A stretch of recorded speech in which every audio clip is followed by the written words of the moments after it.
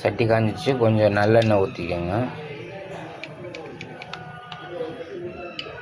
நல்லெண்ணெய் கொஞ்சம் ஊற்றிக்கோங்க. கொஞ்சம் வீட்டில் யூஸ் பண்ணுற எண்ணெய் லைட்டாக ஊற்றிக்கோங்க. கல்பாசி பூ, பட்டை, 2 கிராம்பு போட்டுக்கோங்க. பிரியாணி இலை லைட்டாக சேர்த்துக்கோங்க. 2 ஏலக்காய், சோம்பு கொஞ்சம், 2 மிளகு சேர்த்துக்கோங்க. எல்லாம் நல்லா காஞ்சிச்சு, எல்லாத்தையும் போட்டுருங்க. சின்ன வெங்காயம்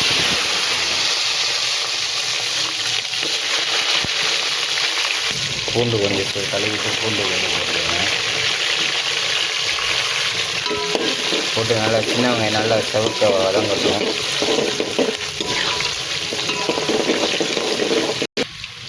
வரமிளகா 2 வரமிளகா போட்டுருங்க.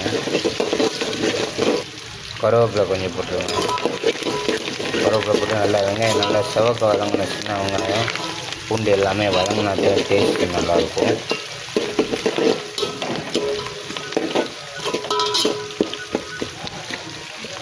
வெட்டி வச்சுருக்க தக்காளியை போட்டுருங்க. தக்காளி போட்டு நல்லா வதங்கட்டும். தக்காளி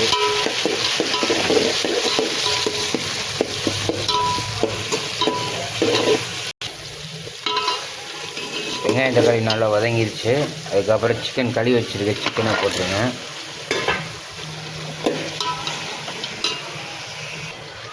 போட்டாச்சு. ஒரு மூடியை போட்டு 10 நிமிஷம் மூடி வச்சுருங்க.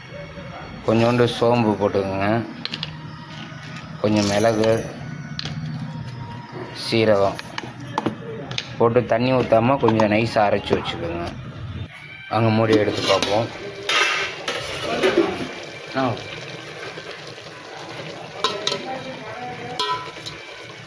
நல்லா கொதி வந்துருச்சு.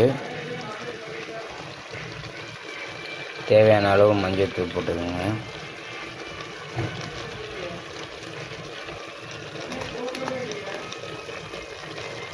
இஞ்சி பூண்டு பேஸ்ட்டு போட்டுக்கோங்க. தேவையான அளவு இஞ்சி பூண்டு பேஸ்ட் போட்டுக்கோங்க. போட்டு நல்லா கிண்டி விட்டுருங்க. நல்லா கிண்டி விட்டாச்சு. கொஞ்சம் நல்லா வேகட்டு மூடியை போட்டு வச்சுருங்க. நாங்கள் மூடி எடுத்து பார்ப்போம். தண்ணி நல்லா பிரிஞ்சு வந்துடுச்சு பார்த்தீங்களா.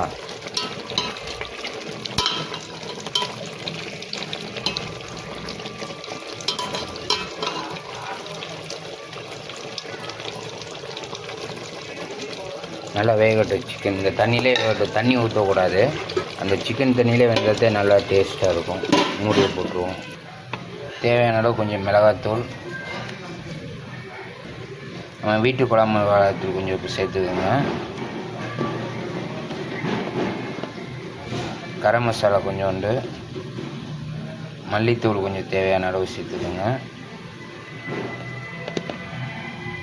சிக்கன் மசாலா தேவையான அளவு. சிக்கன் நல்லா வெந்துருச்சு. பொடியை இப்போ போட போகிறோம்.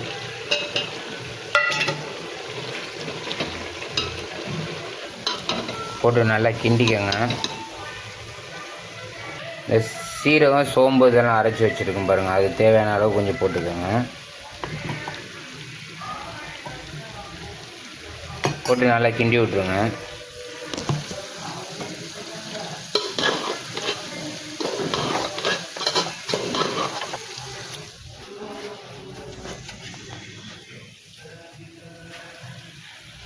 தேவையான அளவு கொஞ்சம் தண்ணி ஊற்றிக்கோங்க.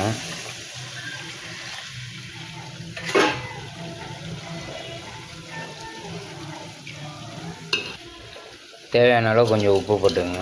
உப்பு போட்டு நல்லா கிண்டி விட்ருங்க.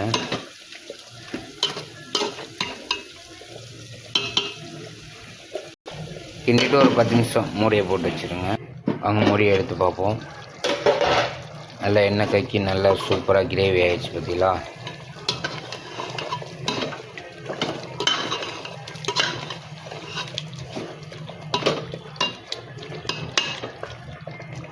நல்லா கிரேவி சூப்பராக ஆயிடுச்சு. அப்போ கிரேவி எப்படி இருக்குன்னு, கிரேவி சூப்பராக ஆயிடுச்சு. நல்லா கறி எரியெல்லாம் வந்து கிரேவி சூப்பராக அருமையாக இருக்குது.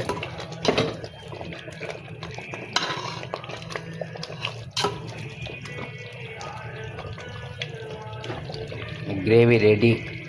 நம்ம சேனல் பிடிச்சிருந்தால் லைக் பண்ணுங்கள், ஷேர் பண்ணுங்கள், கமெண்ட் பண்ணுங்கள். நன்றி, வணக்கம் உறவுகளே. அடுத்த வீடியோவில் பார்ப்போம்.